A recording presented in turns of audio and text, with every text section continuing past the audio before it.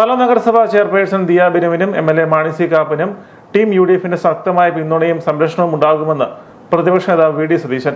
ഇന്ത്യയിലെ ഏറ്റവും പ്രായം കുറഞ്ഞ നഗരസഭാ ചെയർപേഴ്സണെ ഒറ്റപ്പെടുത്തി ആക്രമിക്കാൻ അനുവദിക്കില്ലെന്നും ദിയ ബിനുവിന്റെ എല്ലാ പ്രവർത്തനങ്ങൾക്കും UDFന്റെ പിന്തുണ ഉണ്ടാകുമെന്നും സതീശൻ പറഞ്ഞു. മാണി സി കാപ്പനും UDFന്റെ ശക്തമായ പിന്തുണയാണ് നൽകുന്നതെന്ന് അദ്ദേഹം പറഞ്ഞു. നമ്മുടെ ഭൂരിപക്ഷം ഇതുവരെ പാലായിൽ കിട്ടാത്ത റെക്കോർഡ് ഭൂരിപക്ഷമായിരിക്കണം എന്ന് ഞാൻ നിങ്ങളോട് അഭ്യർത്ഥിക്കുന്നു. അത് എനിക്ക് ഉറപ്പുവരാം. ഇതുവരെ കിട്ടാത്ത റെക്കോർഡ് ഭൂരിപക്ഷം. നമ്മുടെ മുനിസിപ്പാലിറ്റിയിൽ നമ്മളൊരു മിടുമിടുക്കിയെ നമ്മുടെ ചെയർപേഴ്സണാണ്. ഇന്ത്യയിലെ ഏറ്റവും പ്രായം കുറഞ്ഞ ഒരു ചെയർപേഴ്സൺ അല്ലേ? അവരെ വരെ അധിക്ഷേപിക്കാനുള്ള ശ്രമങ്ങൾ നടത്തിക്കൊണ്ടിരിക്കുക. UDFിലെ ഒരാളും കൊണ്ടില്ല. അല്ലെങ്കിൽ UDFിന്റെ പൊളിറ്റിക്കൽ പ്ലാറ്റ്ഫോമിലുള്ള ആളാണ് ദിയ ബിനു.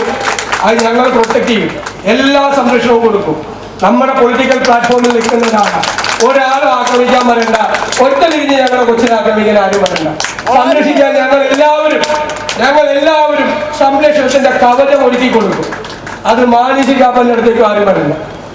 ഞങ്ങളുടെ മുന്നണിയിലെ പ്രധാനപ്പെട്ട നേതാവാണ് ശ്രീ മാണി സി കാപ്പൻ.